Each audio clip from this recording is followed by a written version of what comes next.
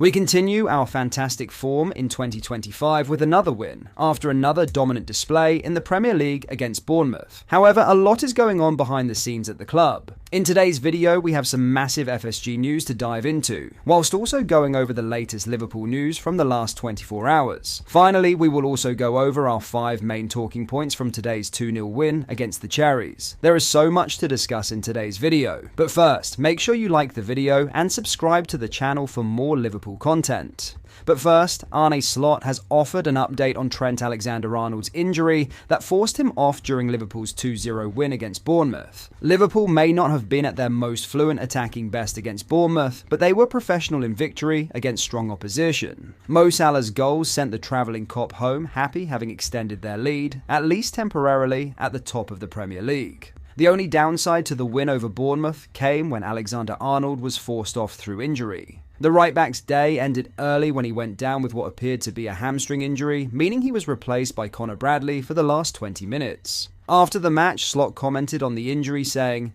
"The situation was that he said to me, 'You have to take me off.' He sat on the floor and we had to take him off. He felt something. I cannot tell you exactly what it is and how bad it is, of course, because we are 1 hour after the game, but it's never a good sign if a player is asking for a substitution. This is not a fact, but I would be surprised if he plays on Thursday, but let's hope he's back with us as soon as possible."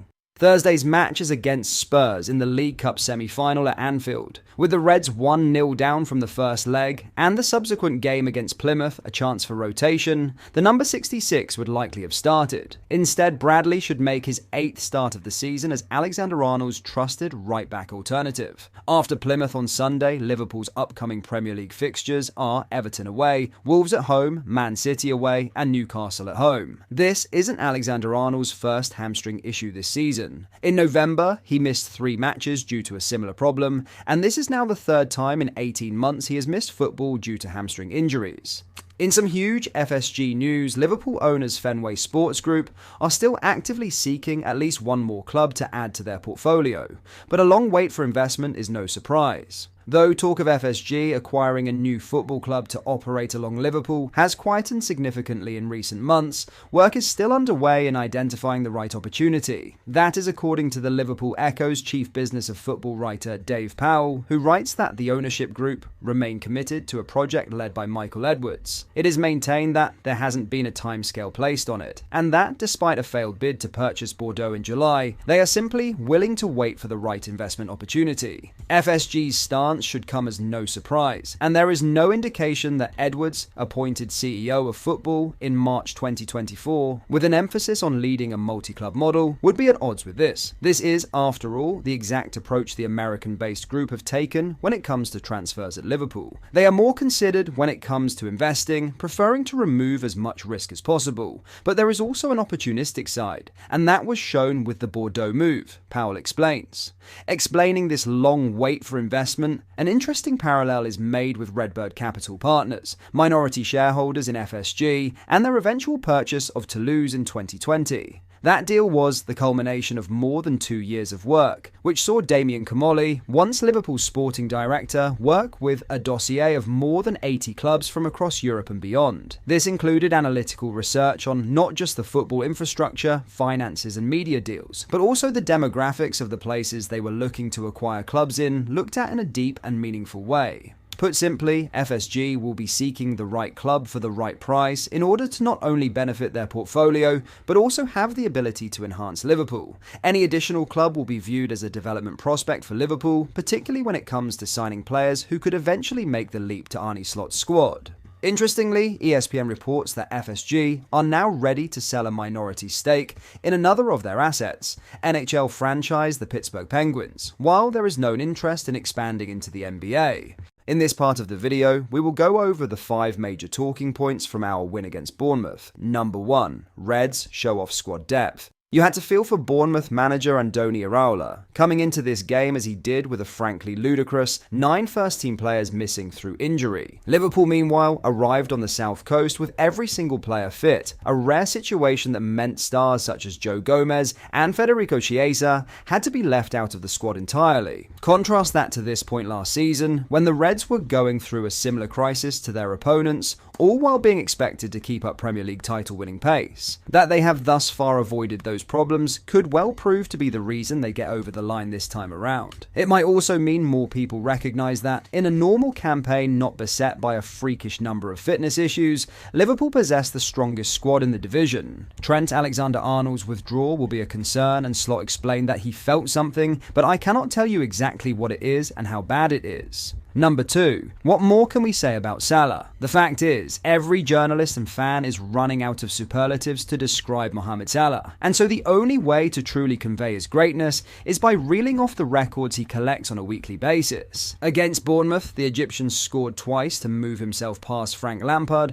and into 6th on the Premier League all-time top scorers list. It was a brace that also meant he matched Thierry Henry in hitting the 20-goal mark in the division for the 5th time, with only Alan Shearer 7 times, Sergio Aguero 6, and Harry Kane 6 boasting more. Of course, the true beauty of Salah is that he can deliver in the big moments, such as scoring twice in this tricky test of Liverpool's title credentials. Number 3, Alisson back to his best. It has been a slow process, but it seems that Alisson is now firmly back to his best for Liverpool. Sometimes luck can play a big part for a goalkeeper, but there was a feeling that the Brazilian wasn't quite making the jaw-dropping saves we have become accustomed to following his recent return from a hamstring injury.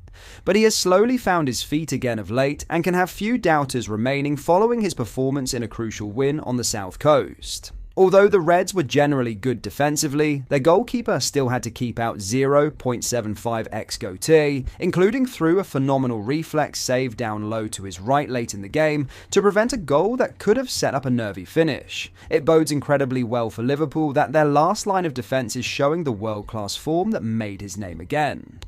Number 4. Gravenberch among best in the world. It is funny now to think back to the start of the season when most observers would have said Liverpool's biggest problem was the number 6 position. A few months on, and they possess arguably one of the best holding players in the world in Ryan Gravenberch. The Dutchman showed his quality again here, winning more tackles, 4, and more duels, 9, than any other player on the pitch, as well as completing passes at the highest rate, 93%. It is more than any Red supporter dared dream of when he was tried there for the first time late in pre-season. Number 5. Liverpool show both sides of slot ball. It may have felt a little nervy for emotionally invested fans, but Liverpool's first half performance here was arguably one of the best under Arne Slot. The visitors completely controlled the opening 45 minutes, racking up 1.93 xG all, while limiting a brilliant Bournemouth side to a paltry 0.18 xG. Of course, a response from Iraola's side was inevitable, but the manner in which the Reds handled that was just as impressive as their early dominance. Bournemouth pushed but could only muster 0.82 xG in the second period